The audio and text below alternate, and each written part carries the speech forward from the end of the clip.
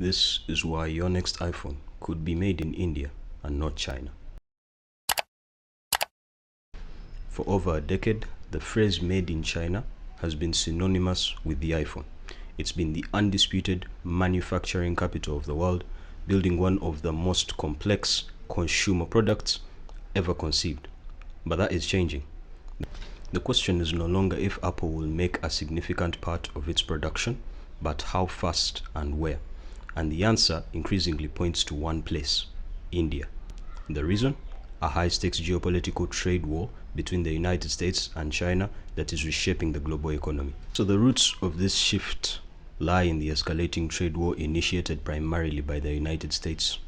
President Donald Trump imposed significant tariffs or import taxes on hundreds of billions of dollars worth of Chinese goods, and those tariffs have only continued to rise. For Apple, this has created an immediate and massive cost problem. A phone assembled in China and shipped to the American market suddenly had an enormous tariff tacked onto its price tag. So to maintain the profit margins without hiking consumer prices to an unimaginable level, Apple was forced to look for a way around the trade barrier. We need to understand the history of the trade relations between the United States and China. And trust me, it's an exceedingly messy one. Our story begins in the late 1970s, a moment of profound geopolitical shift. In 1979, under President Jimmy Carter, the United States formally established full diplomatic relations with the People's Republic of China. This wasn't just political. It was the start or the starting gun for a massive new commercial relationship. Carter also granted China the Most Favored Nation Trade Status, or MFN status. This meant that Chinese goods faced the same low tariffs as most other United States trading partners. The idea was that economic engagement would encourage political and economic liberalization in China. The decades that followed that, however, the 1980s and the 1990s, saw trade soar. United States companies moved manufacturing to China, drawn by low labor, and American consumers enjoyed an avalanche of inexpensive goods. The capstone of this era came in 2001, when President George W. Bush supported China's entry into the World Trade Organization. This fully integrated China into the global trading system. Access to the World Trade Organization solidified China's role as the world's factory.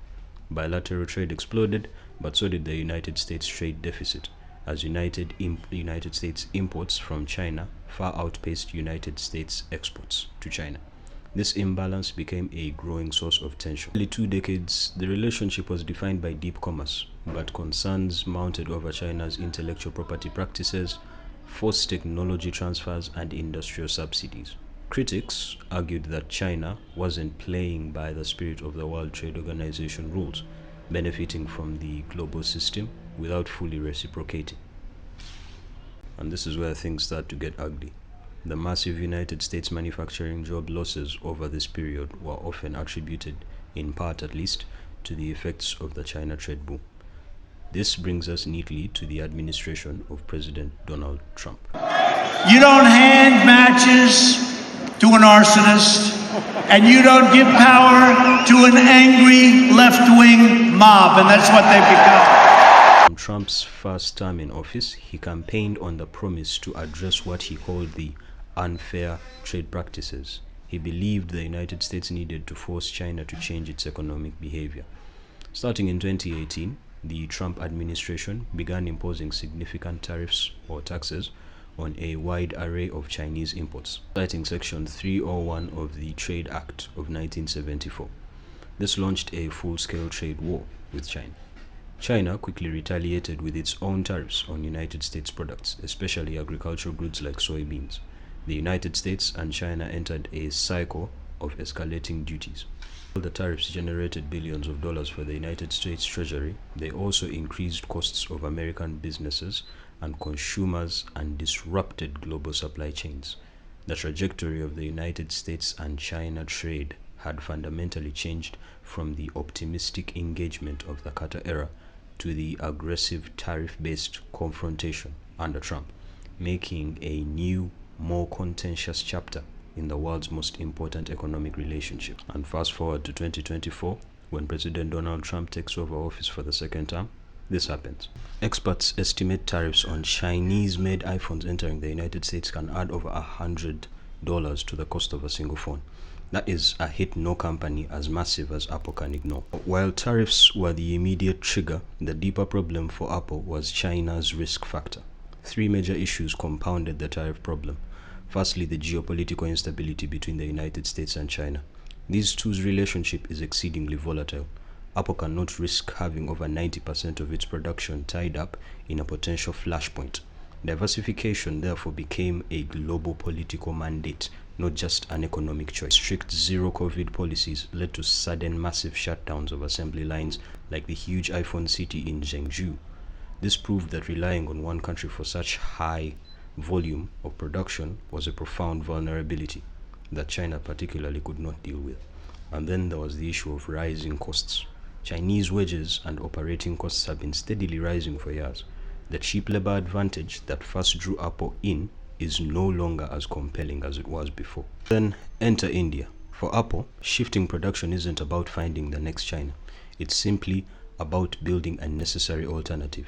India offers several strategic advantages. The fact that they can bypass tariffs crucially for iPhones assembled in India, which faces much lower tariffs when shipped to the United States compared to those from China, immediately solving Apple's most pressing cost problem.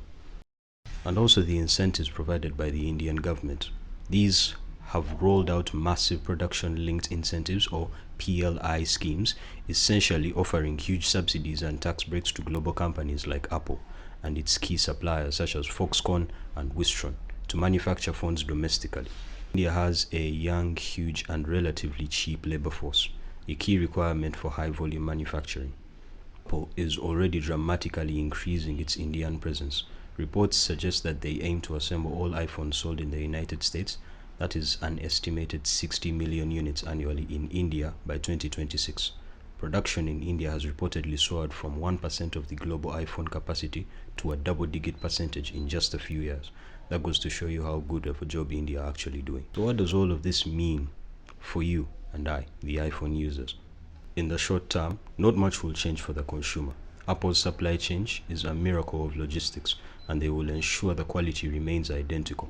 However, in the long term, the shift represents a tectonic plate moving beneath the global economy. It signals the end of hyper-globalization, the era where everything was concentrated in one massive factory. It marks the beginning of China plus one, a new strategy where multinational companies diversify their manufacturing to mitigate political and supply chain risks. The story of your next iPhone isn't about a new factory. It's about a new, more fragmented and politically charged world order. The question is, which other American products will follow the iPhone to the Indian subcontinent? This video provides context on the scale and timeline of Apple's planned manufacturing shift to India and what that could mean for you and your next iPhone.